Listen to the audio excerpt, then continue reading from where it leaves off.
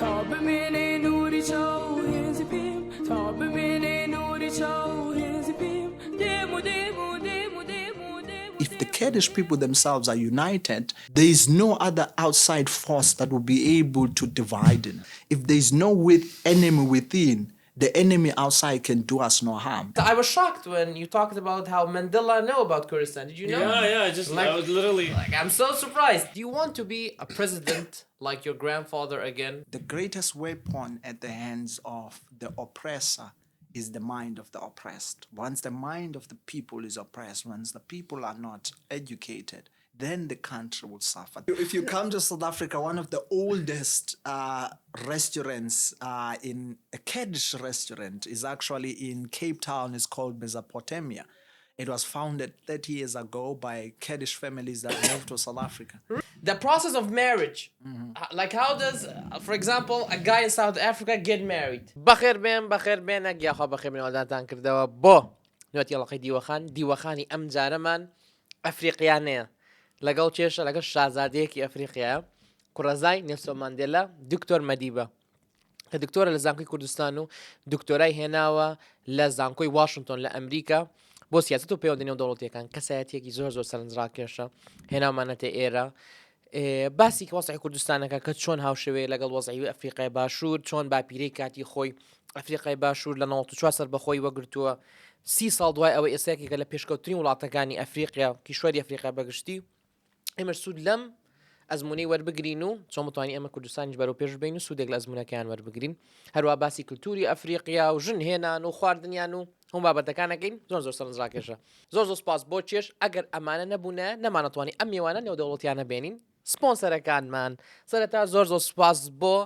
زەمانترین سیارە و گەورەترین بڕاندی سیارەش لە هەموو جیهان تۆیۆتا من خۆم چەند ساڵەوە پێمە ئەمە 3 ساڵە تۆیۆتام پێ برایەکمێ 7 ساڵەوە پێێت یان نەفسی سیارەیە تازەکانی کورە جوانە مەلیکەیە ئیتر لەوە زیاتر چیتانەوێت و لە کۆمەڵگوشتا خۆی چاک ناسراوە هەروە زۆر سپاس بۆ کوردستان فاوندیشن کە هەماهنگمانە و گەورەترین پشگیریشمانە بە بۆنی ئەوانەوە ئەتوانین ئەم میوانە دەوڵەتیانە بیهێنین و کار و چالاکیانیشمان زیاتر بکەین و زیاتر خزمەتی ئەوە بکەین لە کۆتاییشە زۆر سپاس بۆ یەکەمین بڕاندی خواردن UK پیتزای دەرەجەیەک بەرگەری دەرەجەیە گەسی دەرەجەیەک چیتانەوە لێەوە داوای بکەن لە بیریشە نەچێت لایک و کۆمنت بکەن و هەشتێکیشتان هەبووی خینە ئەم چاوە پێشم چاوە و هەروە سبسکرایبش بکەن چکە زۆر بەتان سێرەکەن بێوی سبسکرایب بکەن وەنا پۆدکاستەکە Mr. Mdeba سلام علیکم Alaikum salam, Kaka. How are you, man?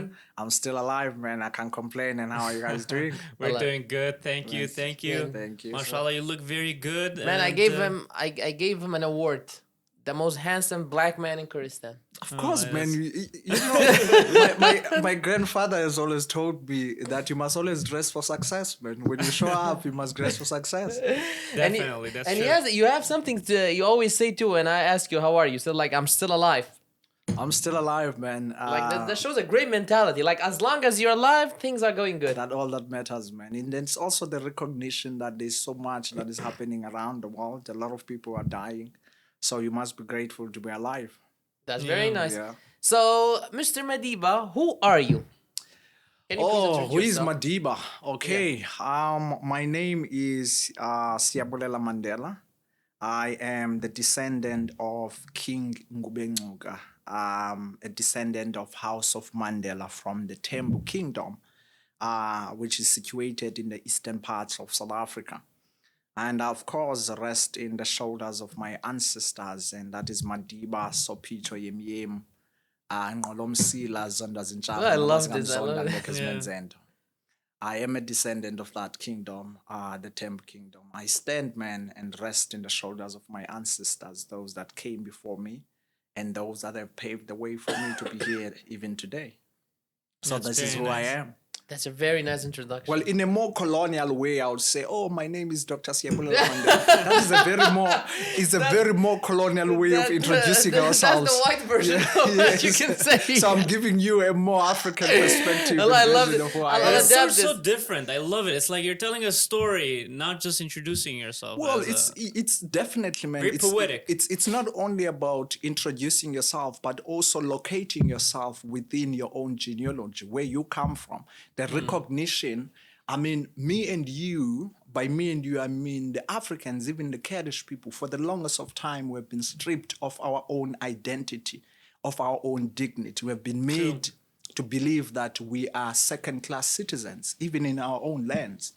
Our lands were taken away from us. Our kingdoms were taken away from us. So when one introduces themselves in this way, it is to go back into that genealogy and trace themselves who they are, and the recognition that you are actually an important person. When I say I am a descendant of the Tembu kingdom, you must know, brother, that you are dealing with reality. But the colonial system have treated us in such a way that we are second-class citizens. We're not important. We have no importance. We are princes and princesses. We come from kingdoms who had one of the greatest of rulers. When I say I'm a descendant of King Benguka, it's one of the greatest leaders who have fought relentlessly against the apartheid regime and against colonialism in Africa. So when you understand who you are and where you come from, you would know where you should go and you'd know what is your purpose in life.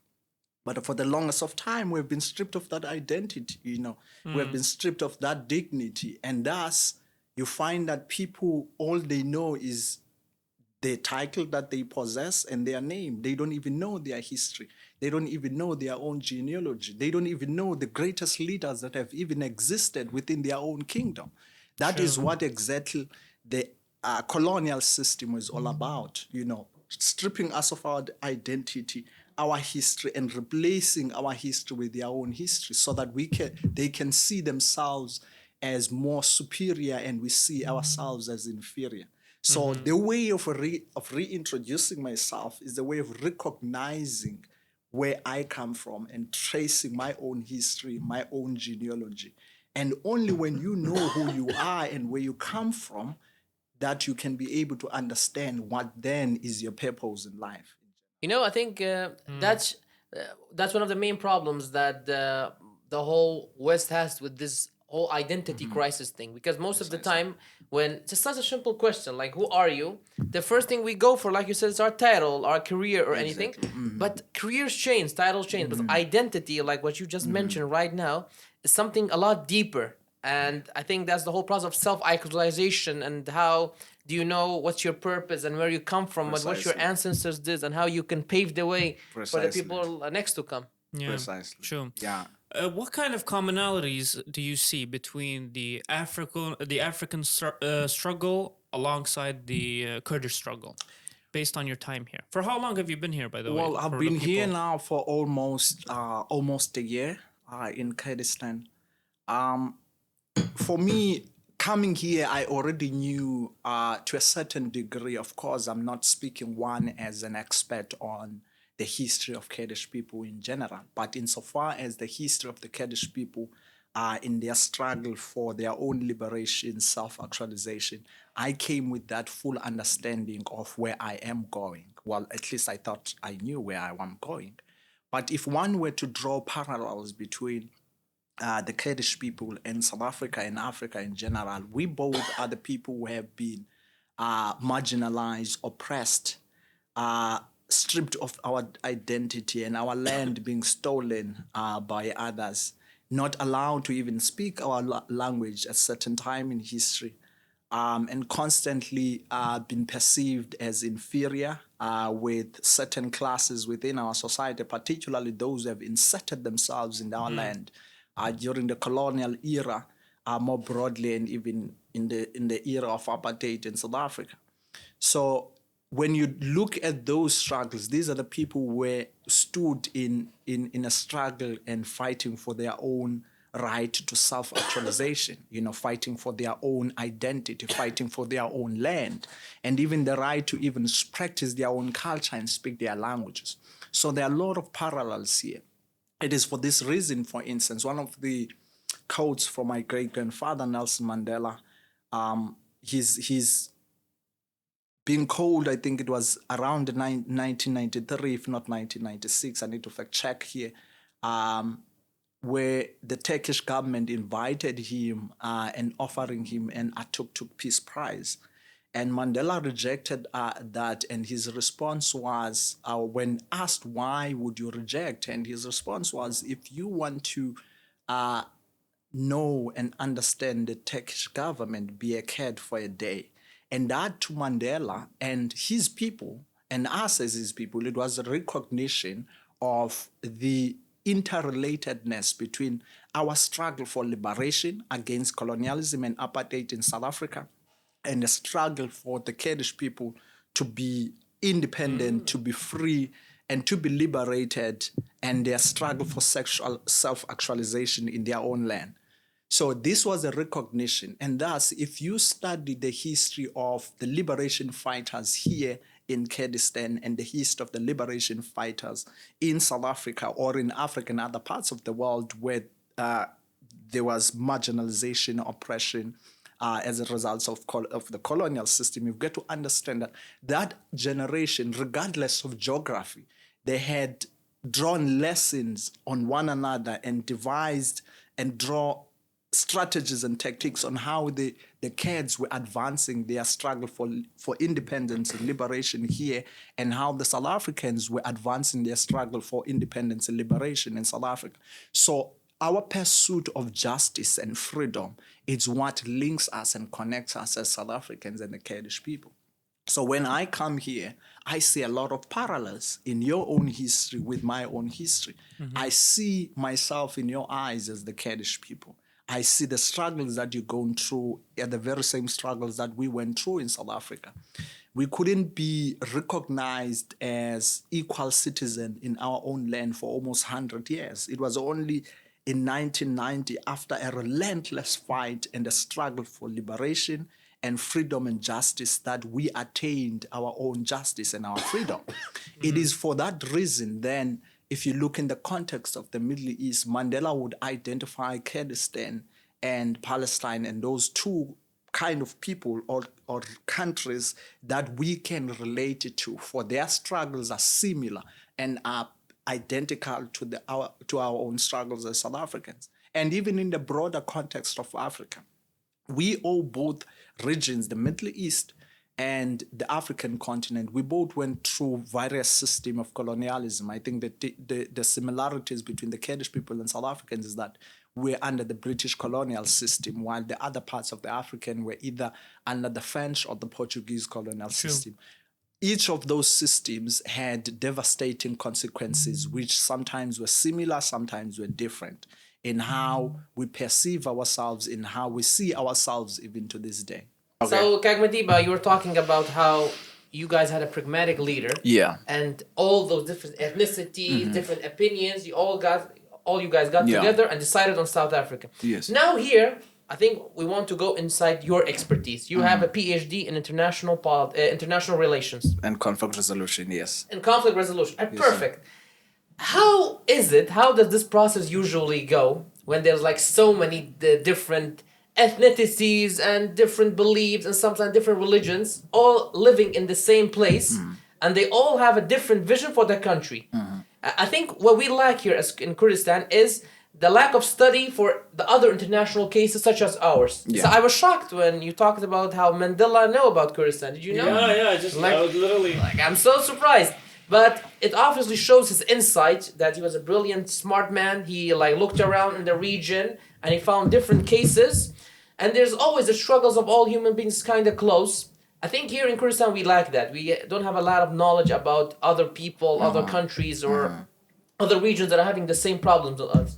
So how does the process of conflict resolutions between people they were oppressed and now they're just getting a break to be independent or get self-autonomy we goes to solve the conflict between all the different parts and for them to agree on one thing? How did Mandela do it back in 1993, well, 1994? In South Africa, I think the pragmatic leadership that Mandela provided was the recognition that there cannot be a formation of a country without first looking at what went wrong in our past. So Mandela and his generation called this process the truth and reconciliation process.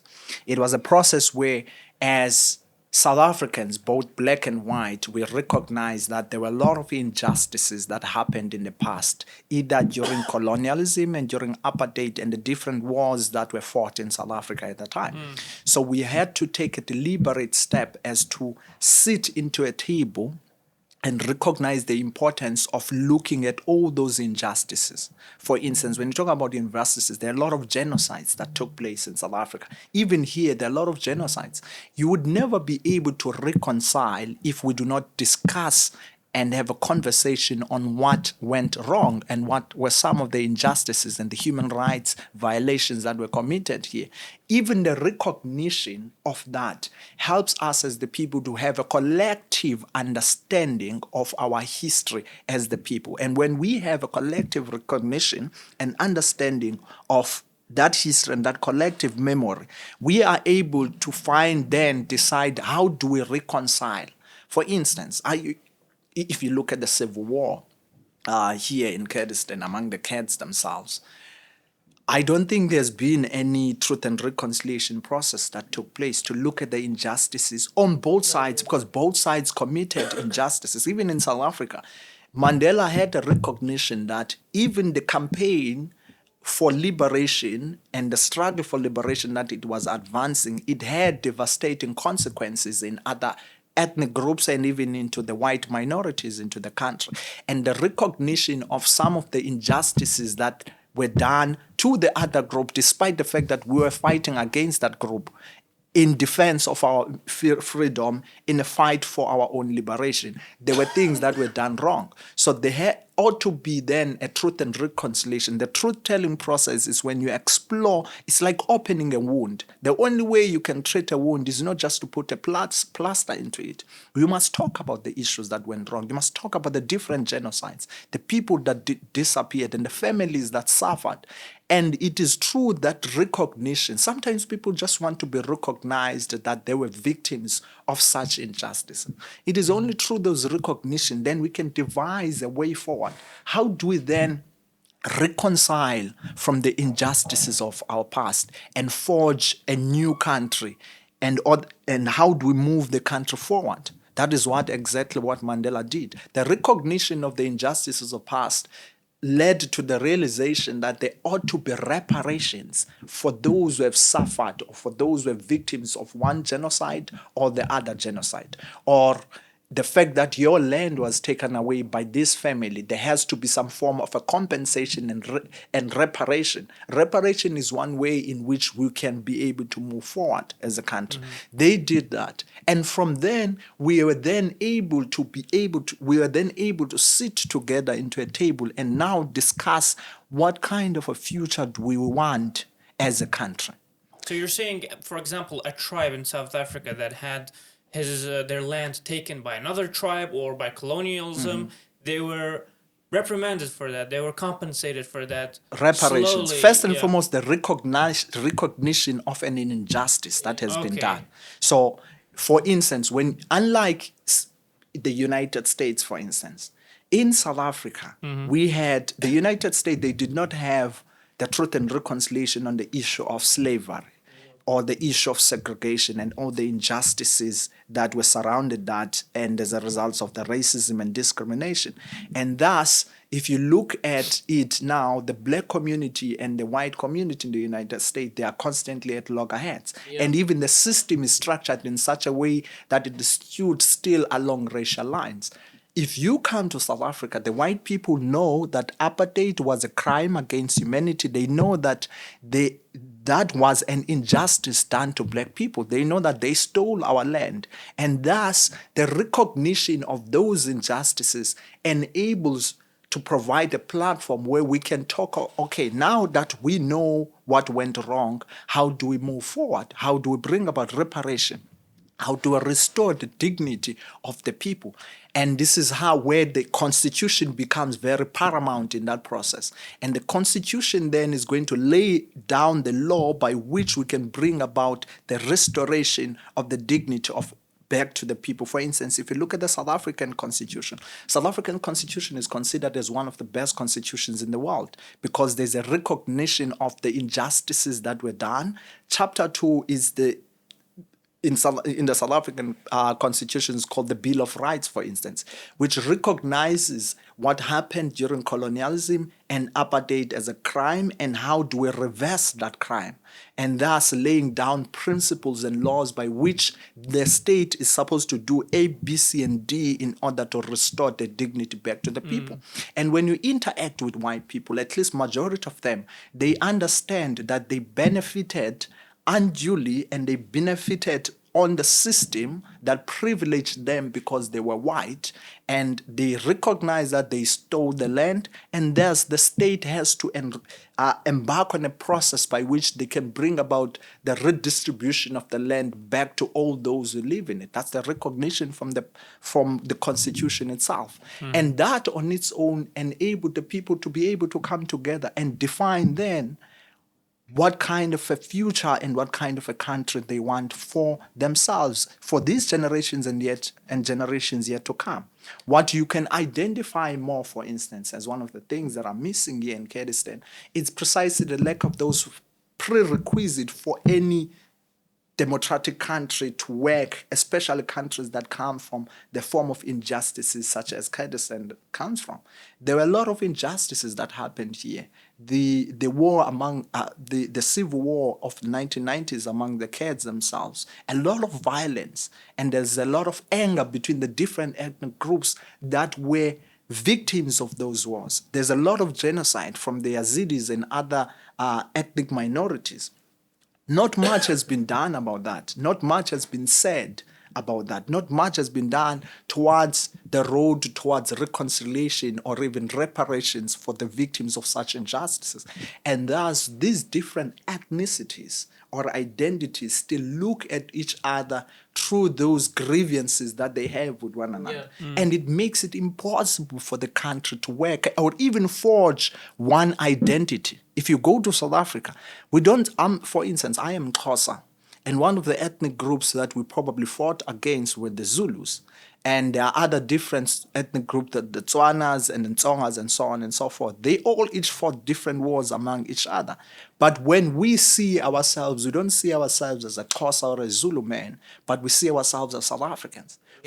Because we were able to talk and engage through the truth and reconciliation process on the injustices of our past, even with the white people that have colonized us, and found a way to reconcile and define a new future for this generation and generations yet to come, exemplified in the kind of the constitutions that we have developed, where we prioritize the importance of coexistence and the importance of equality among all those who live in the land. And when you come to South Africa, it will be not so easy for you to identify who comes from which ethnic groups. And when you see South Africa, you only see South Africa as a country, not as a group of ethnicities coming together, sometimes not even wanting to be together. If you go travel to South Africa, for instance, you won't see the differences that are so visible here in Kurdistan. And of course, this is not to say one has a critique on Kurdistan, but I was saying elsewhere in another platform, if you go to South Africa, for instance, you move from my province where Nelson Mandela came from, you go to another provinces. In terms of structural development and the distribution of resources, there is equality in how the resources of the country are even distributed, in even how people are interacting. In fact, it has moved. It has transcended to a level where if you speak of ethnicities and you say, I am Zulu or I am Xhosa, people would reprimand you for that because we see ourselves as South African. Yes, you can see yourself as coming from that ethnic group, but that's your identity. But your true nationality is that of being a South African. Higher goal. The higher goal is to forge a united force and a united country. And I can say this, I think it's someone, I don't know who said that, it's if there's no enemy within, the enemy outside can do us no harm. If the Kurdish people themselves are united within themselves and are at peace with themselves, there is no other outside force that will be able to divide them. I feel like the problems we're facing right now is we don't have things, or we haven't worked on things that are common, like amongst all of us, to emphasize them and be like, listen, Kurds, all of you, these are things that we have all in common. And whenever we have problems or whatever, we should come back to this and work on Precisely. from this. For example, one thing that you could say was the what's it called? The suffering that the Kurds endured from the Ba'ath Party and the Saddam regime. That's something common amongst all of them. Yeah. So what you mean is we need to go back to these points that all of the Kurds suffered or all of the Kurds have in common and work on it from there. Precisely. I mean, we need to reconcile, that's what we're saying, reconcile with our past. And the only way to reconcile is to have a conversation and talk about the issues that divide us, you know. Yeah. So if we simplify everything that you just said, we just need to talk it out. We just need to talk precisely. it out. Let me give you a scenario. It's for how long have the white people have been living in South Africa? For how many generations? They're not native to the land, of course. No, they're not native to the land. The first white man came to South Africa in 1652. It was a gentleman by the name Jan van Riebeeck.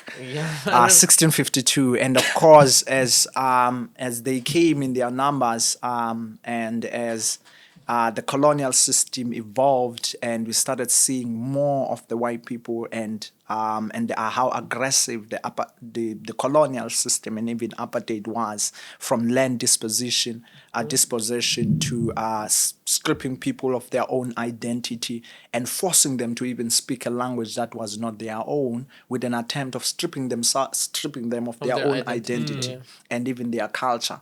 So now we're at the process where we are reversing all those injustices. So let me give you a scenario. Let's say a white man has been born in South Africa, and he has like 5-6 generations before. His grandparents came from in the 1800s.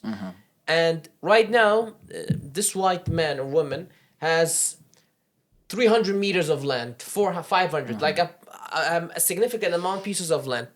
After the independence and the reparations, how does this go? For example, you know for a fact that his great-great-grandparent stole this land from your ethnic group, from your grandparents, from another person's grandparents.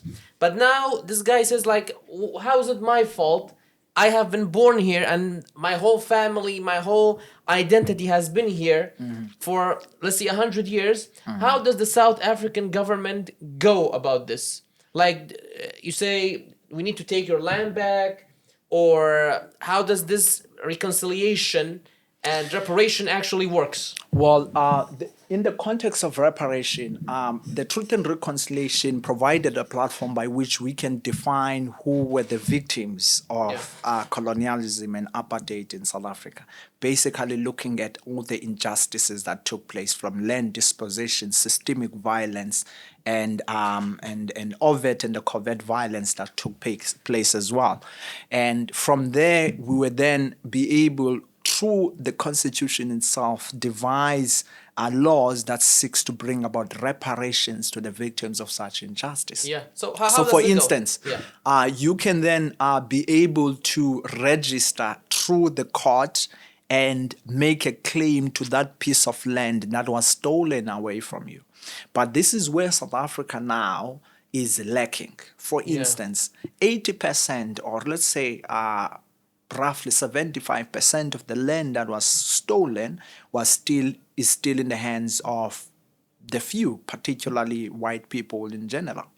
And these were some of the failures of the negotiation process that Mandela and his generation led. And of course, the conditions were perhaps slightly different at that time, where the outcome of the negotiated settlement was the transfer of the political power without the transfer of the economic power. Economic power includes the land and the means of production, which is the mines and so on, which predominantly are still in the hands of the minority. So what government seeks to do is to bring about the redistribution of the land. For instance, recently they passed in Parliament, I think about 2-3 years ago, the expropriation of land without compensation.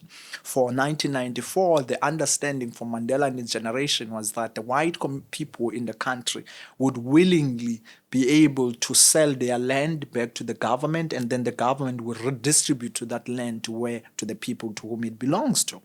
And unfortunately, our fellow South Africans, the white people, were dishonest in the process by overvaluing the land. price, And the land was now even more expensive than it was when they got it.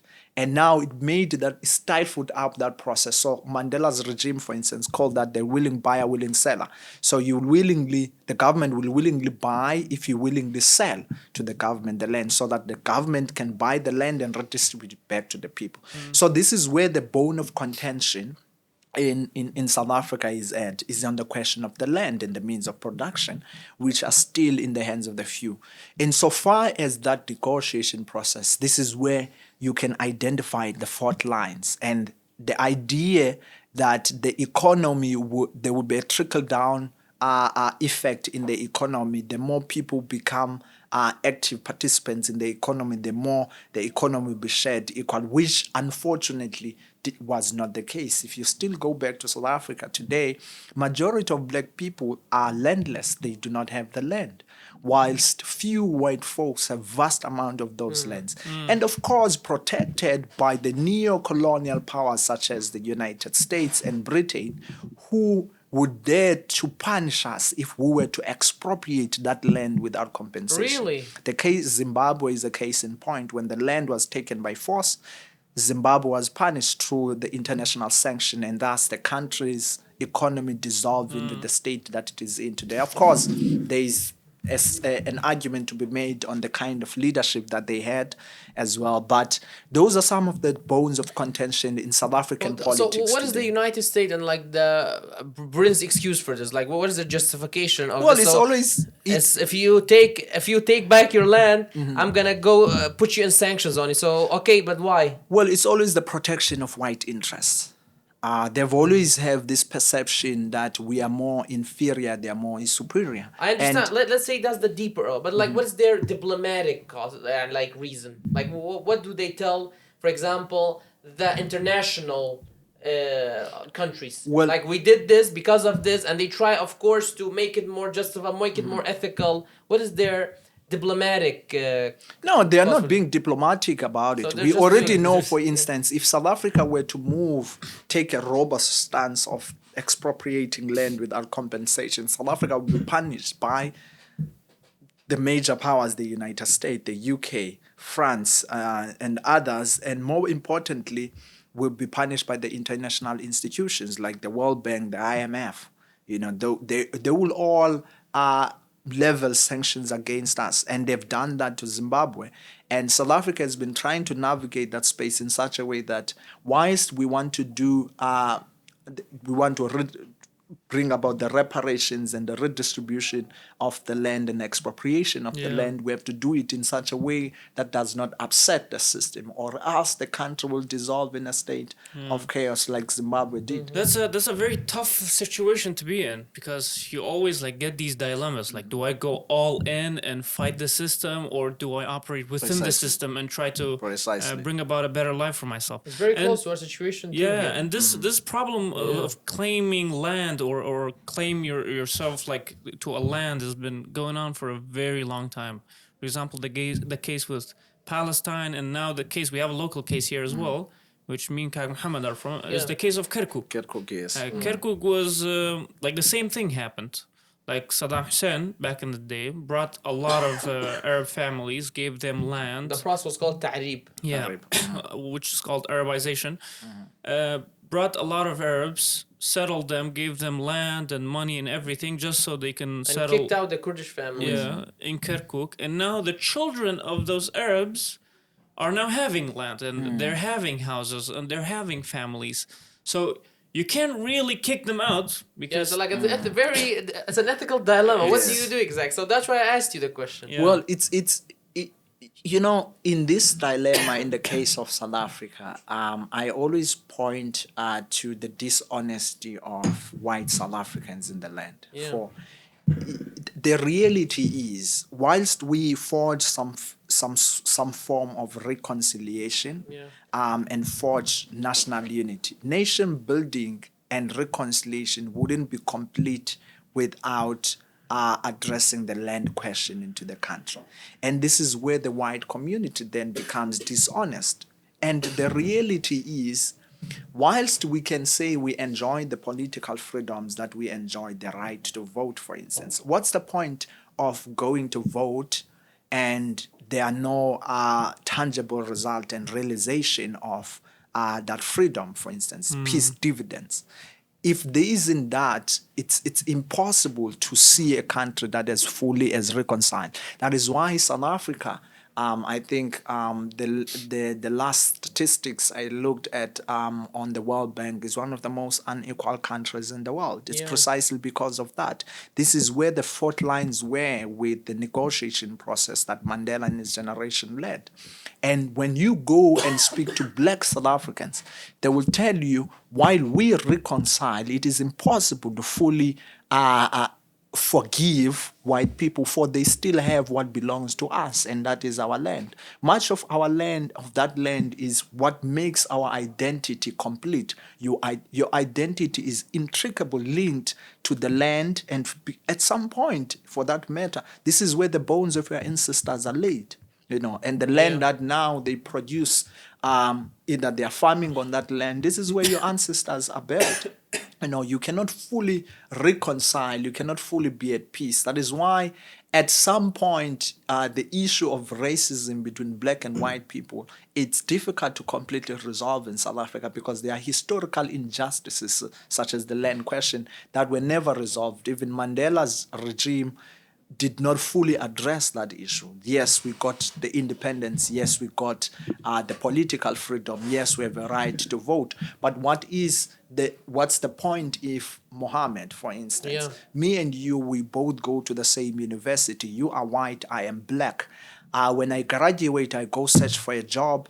And when you graduate, you go to your father's company that is in the land that was stolen. And when I go to that company, you become my boss.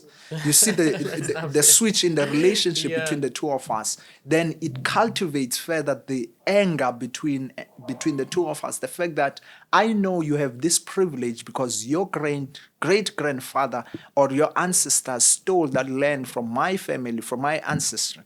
So it's difficult for us to be completely at peace with one another. You always have to be the person, the bigger person, and turn the eye and make yourself ignorant on this topic. Like, okay, this is just normal, huh? While others are benefiting at our own pain. Yeah. And constantly, you find that then people are enjoying and living the best lives in our own land, and while our people are suffering. You go to South Africa, for instance, we have what we call the townships. In Brazil, they call them the favelas. This is where the black majority stays. If they are not in the rural, they are in the townships in their majority. And they are living in the matches box-like kind of houses. Very limited piece of land, while the white man is enjoying, the villas, 1,000 square meters of land, and the land that was stolen by their forefathers. So this is where now to your point, Mohammed, the ethical dilemma comes into existence. Should we pick up arms once again and fight for our land, or do we convince all the white people, recognize that they need to come back into the table? If the country is to work, if we are not to slide back again into another conflict 30 years since the dawn of democracy, they need to come back into the table and we renegotiate the economy. Because now, 94, which gave rise to the dawn of the democratic dispensation in South Africa, brought about the freedom, brought about the political freedom, the right to vote. But what does that mean if you don't have the economy? So we need to have a new form of a negotiation. It's all about the economy in the end too. Like, that's all what matters in the end. It's the economy, it's the money, it's your land. Precisely. Now you have a political regime or a government elected by the majority, but they don't have the resources to respond to the needs of the majority, because these resources are in the hands of the few. The capital is in the hands. The mines are run by white people. The land, the productive land, is run by white people. So this is where the bone of contention. You can't even deal with this through taxation, possibly. Well, taxation, the tendency, the problem with taxation, it leads to the capital flight from businesses. Direct foreign investment would not come into the country that is needed for job creation and other activities of the economy. If you overtax, they would move their businesses elsewhere. It's the same way, for instance. They'll find other ways. Tax fraud will come in, like that. Tax haven. Precisely. And you always have to go. So you're basically going against a man's nature of always trying to protect what they have, greed.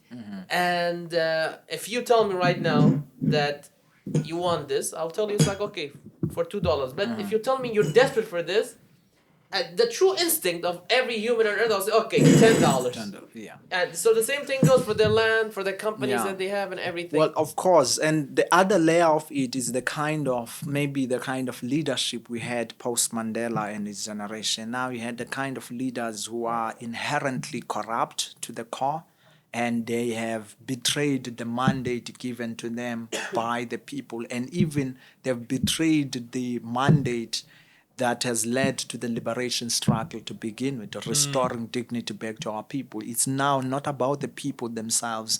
It's about self-interest of these political leaders and clientele patronage. And it's about certain families in government. It's not about the people. It's about these families. So those are some of the challenges. Now, the issue cannot be solely be put into the feet of the colonial regimes or the apartheid regime in South Africa. Even the black leaders themselves have become so corrupt that they have sold their souls and the soul of our nation to the highest bidder, to those who have business interests. So government is about business interests, not solely about addressing the needs of the people. I have a question. Since you came to Kurdistan for around a year, how did looking into Kurdistan's politics and history, like I'm sure you've done a bit of research, how has it reshaped your perspective on politics in general, maybe even your perspective on South Africa? Has it reassured some views that you already had, or did you change your mind about some things, seeing the things that happen here? Well, I think there are two views to be advanced. Well, the Kurdistan as a region ought to be understood within the broader context of Iraq. And of course, the politics between Kurdistan and Iraq as well, which in most cases stifle the development and even makes it even difficult for even the regional government here to fulfill the mandate given to it by its people, for they themselves are constantly engaging in the power struggle between Baghdad and the Kurdish region, for instance. But also, it ought to be understood within the context of the divisions within Kurdistan as a region, which also further stifles the development within even this sector as well. And maybe there are other things. I mean, when I came here, I was very hopeful in so many ways, and I was very proud to come here. Well, you know, man, education is very important. You know, the greatest, I think, I forgot who is this revolutionary leader says, the greatest weapon at the hands of the oppressor is the mind of the oppressed. Once the mind of the people is oppressed, once the people are not educated, then the country will suffer. Then the future of the country is going to bleak. If I can give you anything else, one of the ethos I live by is one by one of the greatest educators, I think, from the U.S., Horace Mann, 1838. He argues education then, beyond all other devices of human origin, is the greatest equalizer of the condition of man. If we are to bring about development and bring about equality even here in Kurdistan, we must invest in education. This is exactly what Mandela did. If you look at South African education system and you look at the amount of educated black South Africans and you compare it during apartheid and colonialism and you compare it to now, we are moving towards a trajectory where it's among the most educated people in the African continent because we recognize the importance of education. It is by means by which you can bring about development, address the issues of poverty, And more than anything else, the more educated the people are, the less likely they would go to war, because no one that is educated wants to go to war. The more educated a nation is, the more easy for that nation to develop, the more likely for that nation to live in peace. That is the statement of fact. That is the reality. Yeah. So if we do not invest in that, even here in Kurdistan, and work hard to develop the education system and make sure that it is comparison to the rest of the international system, that is in the standard of the international system or other countries in the global world, then we will be able to rival those nations through research and the innovation that we produce.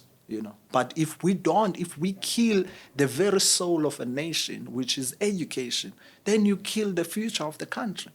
Because now you are poisoning the future of the country. If you do such things as I have observed as a foreigner coming here to contribute in the bit that I can in the education of these young minds, when you see them in that state, you fear. You fear for the future of the nation. And in my view, if I were to appeal, I don't care about the politics. Let the politics take place. Well, I would leave the politics to the Kurdish people to deal with them.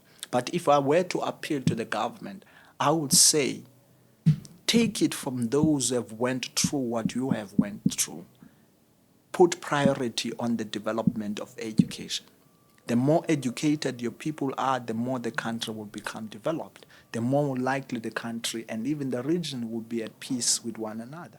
And even if you think of the stereotypes that exist between ethnicities here, the more educated you are, the more you realize that the things that they've said about the other person are actually not quite true. The more you become closer to who used to be your enemies. So when Mandela argues and says education is the greatest weapon you can use to change the world, he meant it. Even him, he studied his law degree while he was in prison. He was a prisoner, but he was still educated. He was still learning. It took him 20 years to finish his law degree because he was in prison, but he understood the importance of education as the greatest weapon you can use to change the world. As Horace Mann would say, education then, beyond all other devices of human origin, it's the greatest equalizer of the condition of man. It doesn't matter where I've met the greatest of Kurds in different parts of the world. If you ask me how did I get to Kurdistan, it's probably because of two effects. One of the Kurdish guy that I met when I was doing my PhD in Washington, D.C. was a Kurdish guy from Halabja, Dr. Yerevan. And he introduced me. What was his name?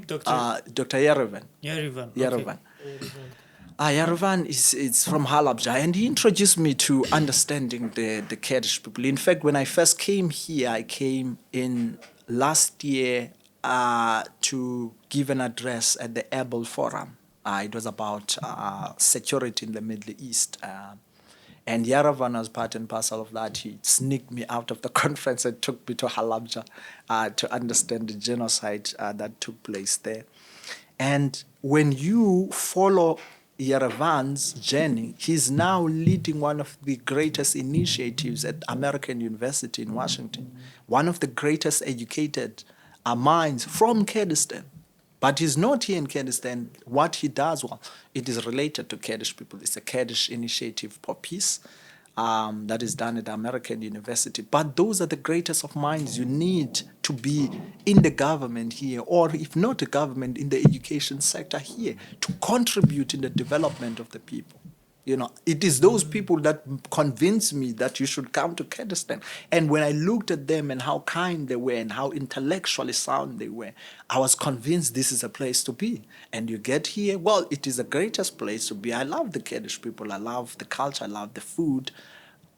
But sometimes there are certain things that when you look at it's not supposed to be like this. It doesn't life shouldn't be like this. Like we fight now for just doing our jobs. We have to fight for doing our jobs.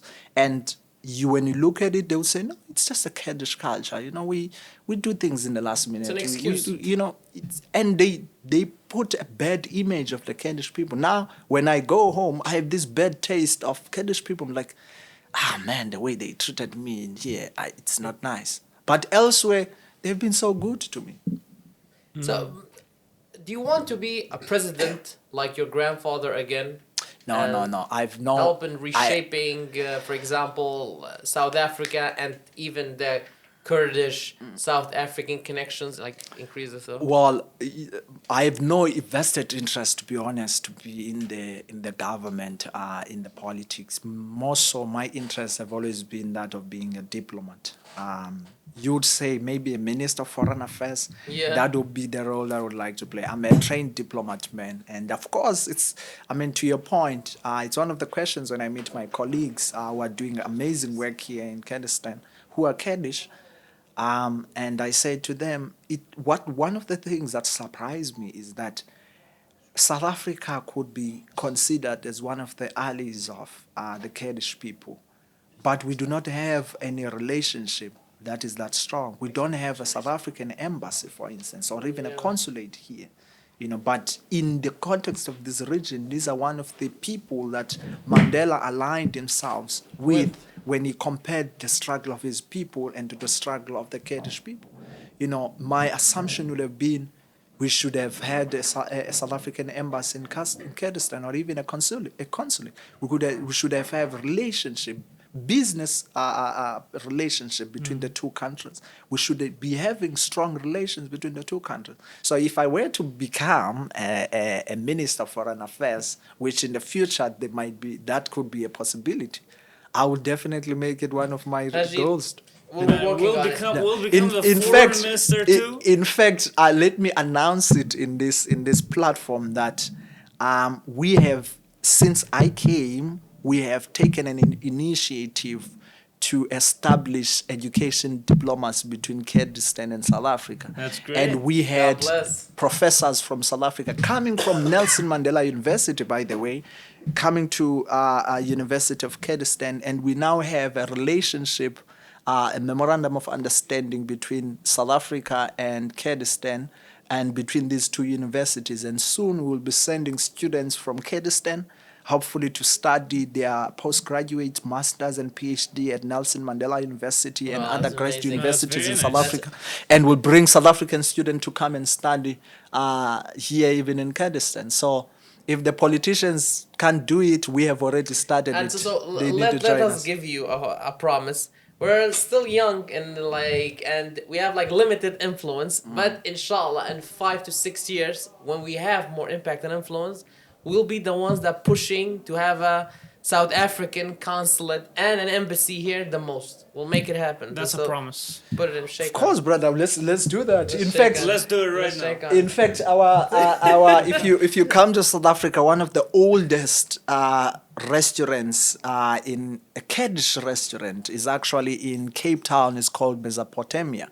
It was founded 30 years ago by Kurdish families that moved to South Africa. Really? No, man, if you come to South Africa, man, I'll take you to the Kurdish restaurant. 30-year-old. 30-year-old since 1994. Since 1994. Wow. It's called Mesopotamia. Do you know the owner? What's his name? I don't know the name of the owner, but when you come back, when you visit, in fact, I give you an invitation. Forget about getting Europe. They won't give you visa. South Africans love you guys, man. You should come to us. You should visit us. We love you. Then I'll take you to that restaurant, Mesopotamia, man. It's the beautiful exemplification of the Kurdish culture, from the cuisine to the identity. It would make you be so proud to be a Kurdish person. They are doing amazing work. That's amazing. Well, I'm so excited for it. And one of the most interesting things about you is the language. I love it. There's a couple of pronunciations and letters you have. So right now, I want you to invite us in your own language to come to South Africa. Say it in your own language. Okay. Yabona ke ndizothi into zakuthi namkelekile uba nivakashele pha eMzantsi Afrika.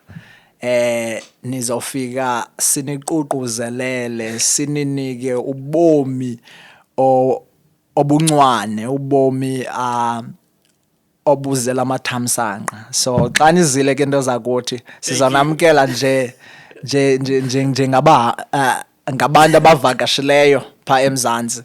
The Mandela family izonamkela umzantsi Afrika wonke uzonamkela njengoba xa ndinijongile ndinibona njengamaqabane ebenihamba nathi kumzabalazo wenkululeko so njengabantu abasuka xesha apho sasilwela inkululeko ilwela ngokhokho bethu so lixesha lethu ke maqabane ngokuba siqhubeke phambili ngalo mzabalazo ndiyanibiza ke madoda nifike sizawufika sitye nentloko oh by the way sizofika sitye nentloko ke madoda sithi intloko ngosmile in fact that is one of the dishes that unites both of us pacha so sizawufika ke madoda sitye intloko sithi intloko ke kuthi nolusu nina nithi ipacha ke nifike ke madoda sanixhelela igusha. He invited us for pata. Yeah. Not pacha only. You know?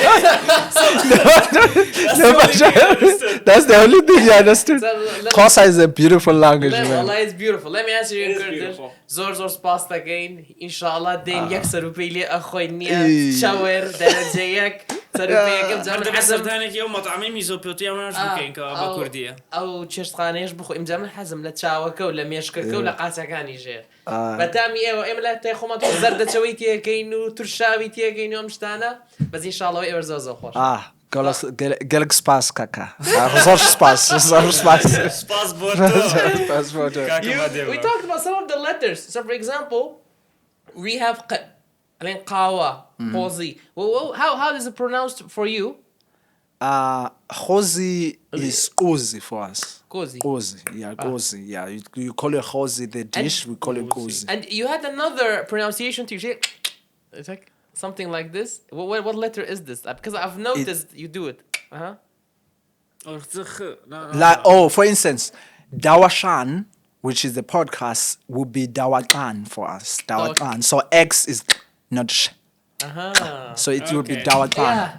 Dawakan. So Diwakhan is Diwakhan. You said the first Diwakan is Diwakan. So Diwakhan is Diwakan? Was that correct? Diwakan, yeah. There we go.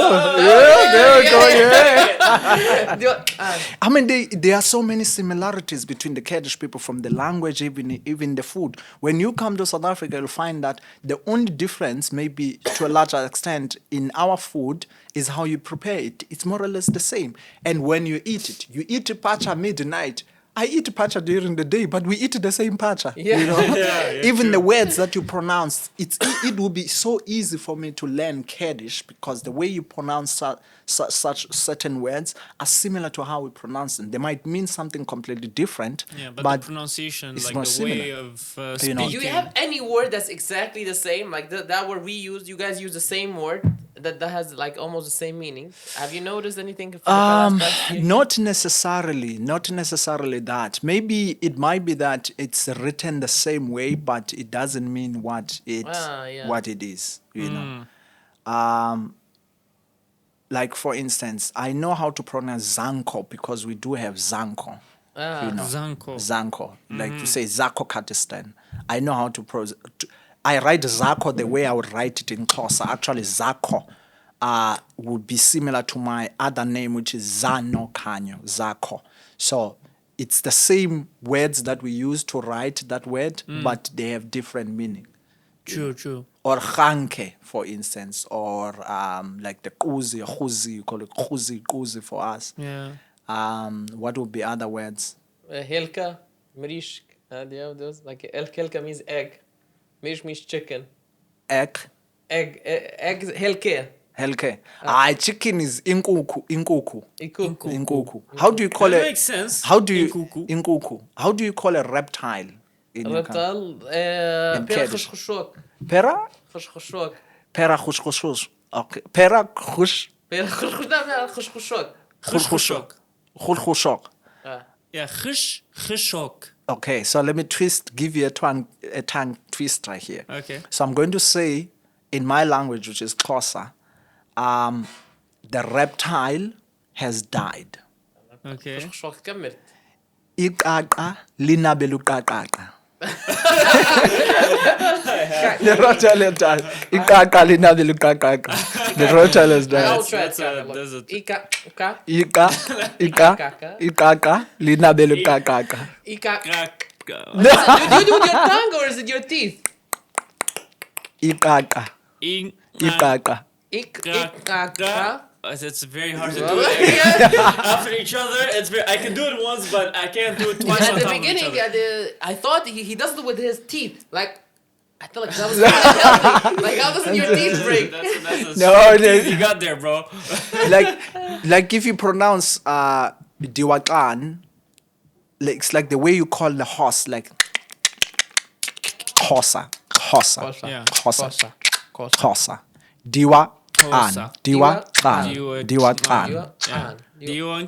What about the clothes? Have you seen our clothes? Is our clothes similar? What clothes Well, do you guys have? no, of course, the clothes are slightly different. The Kurdish culture is very flamboyant in its way. You guys like looking so good and very flamboyant in your culture, which they look beautiful. We do have traditional clothes as well. I'm looking It's it a up pity I might not be here when we do. It's very colorful.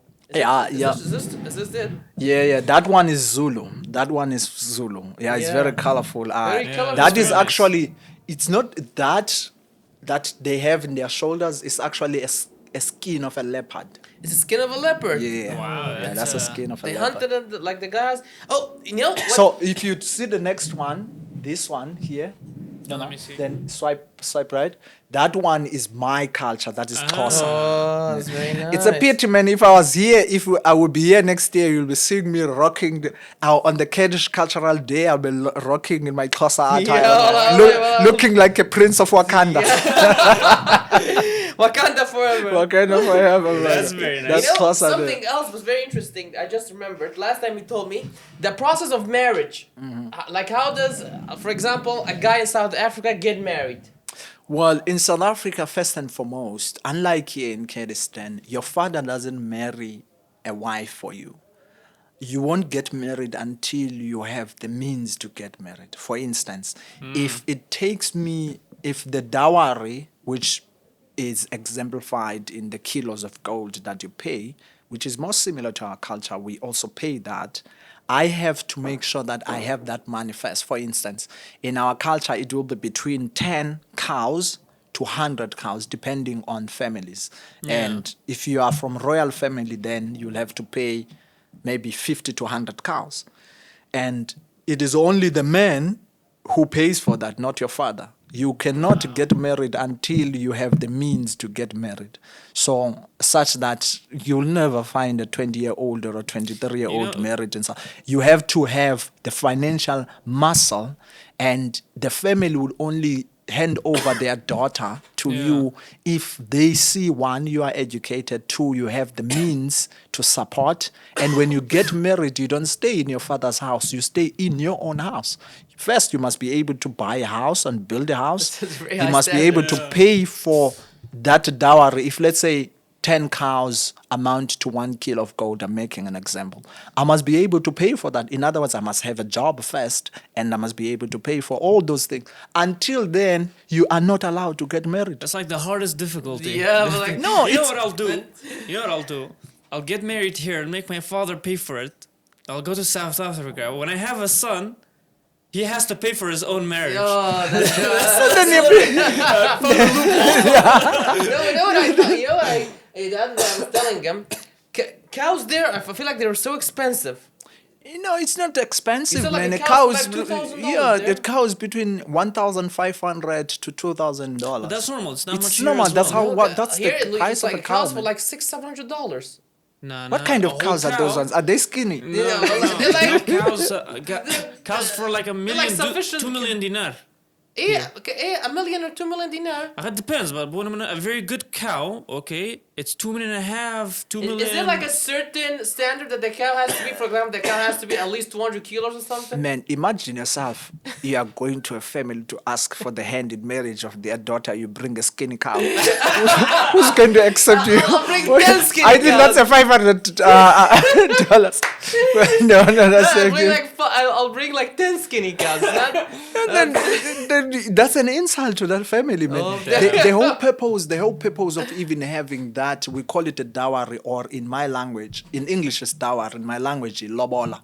It's In our language, it's Mari. Marie. Marie. It's lobola. It's the show of it. Well, it's to establish relations between family, and also it's a show of respect and instilling responsibility to demonstrate to the family that you'll be able to take care of their daughter. True. And you are actually appreciating them for raising that daughter to such a standard that you as a man, you see her as a wife, you know. And then marriage is not just about alliances. I think here it's just about alliances between families. But for us, it is also a responsibility. That is why if you are a man, you have nothing, you should not be married in the first place. Why should your father pay for marriage? Then you won't be able to give the respect to that woman. No, because you do not even do anything A man has to provide. A man, how do you provide if you do not have anything? You are not supposed to get I'll married. give her love. I'll give her a lot of love. Nah, love is not enough. Love's not gonna pay for food. man. No. Love's How, not gonna put anything in how do you build? Yes, relationship are built on love, So but you need let's resources say for that. me and Kagajir want to marry 2 South African girls. How many cows do we need to prepare from now? Well, I would say, man, between 10 to 25 cows, you know, 10 to that you need. 25. That's not bad. Well, I think we It's can not that afford bad. You can maybe. afford. I for one, I think marriage is more expensive here than it is in South But Africa. like you said, you need to build a house too. Isn't it building a house and No, getting no. land The very difference expensive? is the responsibility that the man has. Here, it is expensive to get married, but the man does not pay for it. It's the father that pays Yeah. for it. Back home, it is not that expensive, but you have to rise up to the standard Yeah. to be able to even ask for another So- man's wife or daughter and ask for their hand in marriage. So you let's can't put up have, a like, standard. rent. For example, how What rent? For example, if you want to put the woman in a rent, you can't do Like that. What rent? What do you Like, mean by like rent? rent a house instead Rent of a house. Yeah, buying well, a you can, building. yes, as a young couple, you are still in a developmental stage.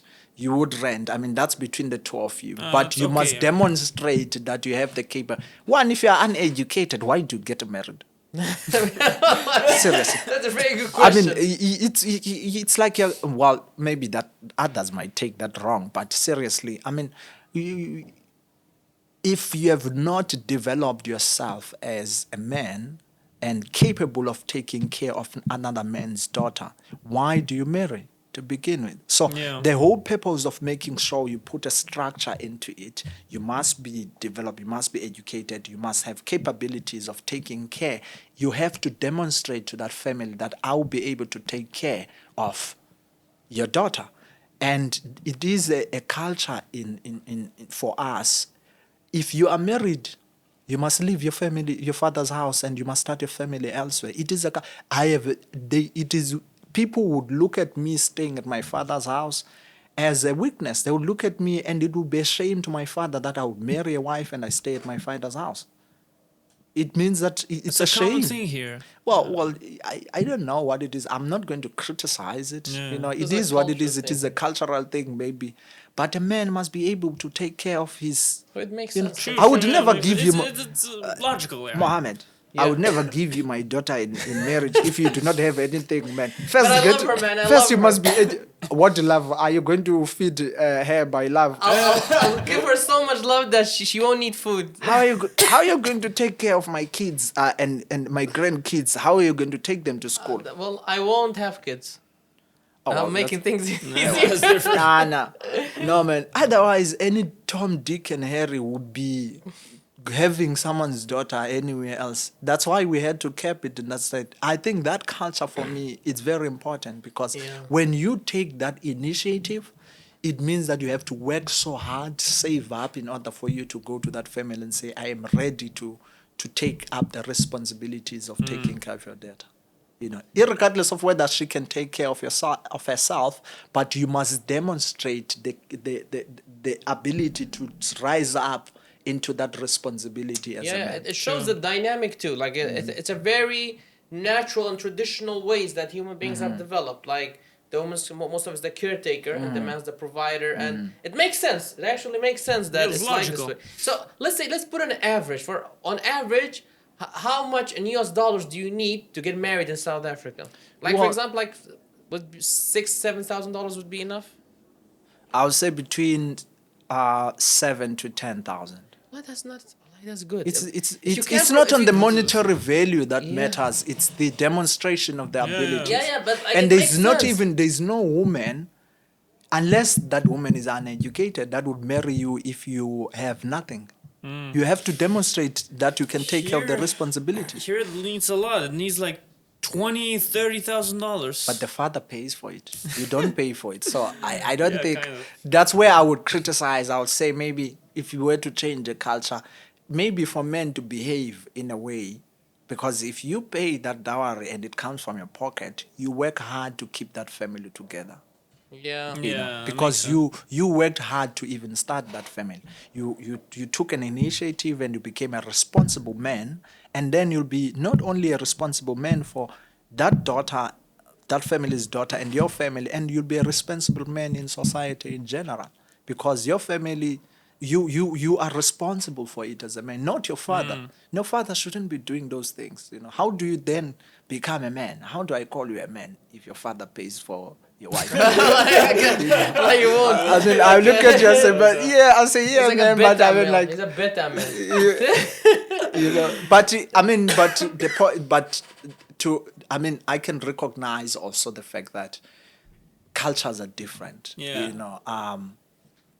In that context, I find the Kurdish people more, perhaps to a certain degree, more cultured than our people, and the values that they hold, I draw a lot of inspiration from those values. Maybe I might critique that one and say, but if it was done differently. But there are others where, I mean, the manner in which even people behave here is probably slightly different to how people behave back home.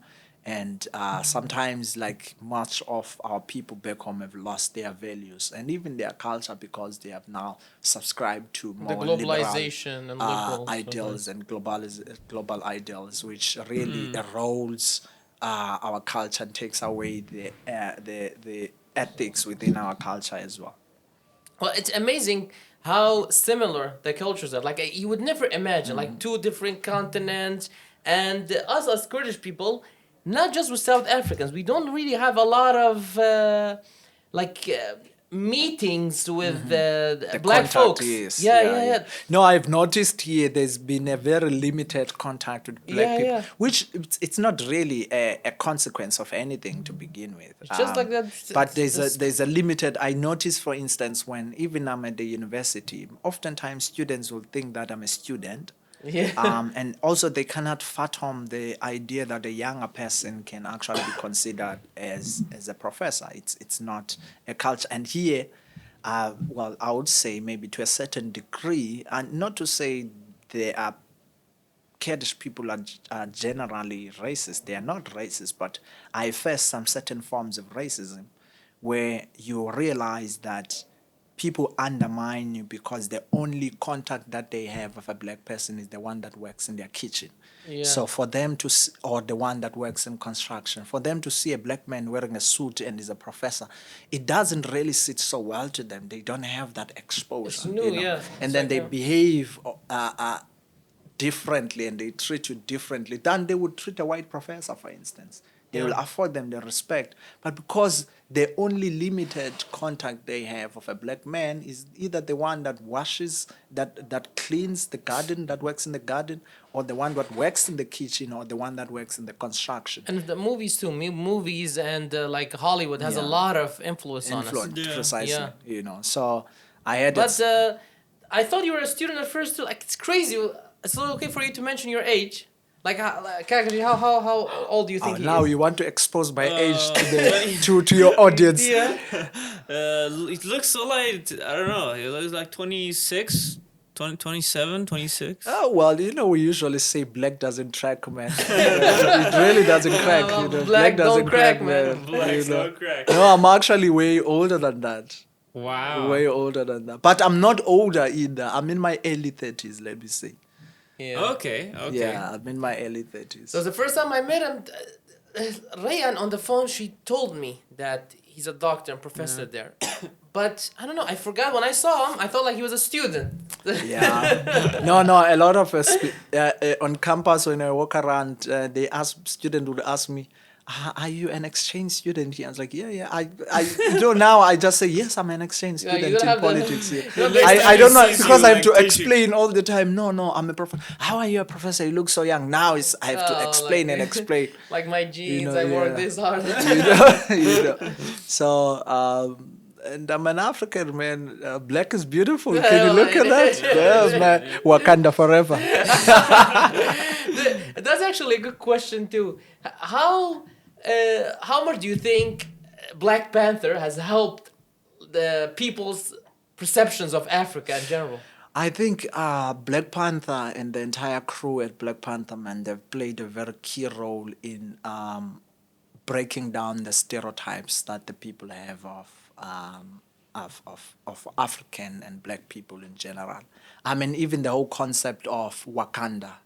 It's a fiction, there's no country called Wakanda, but it's a representation of how great and resourceful rich Africa is, and even the demonstration of culture. If you listen to it, for instance, in the first Black Panther, you're going to hear different dialects, which is a representation of different African languages. Even Xhosa, my language, was spoken there by one of the cast in that movie.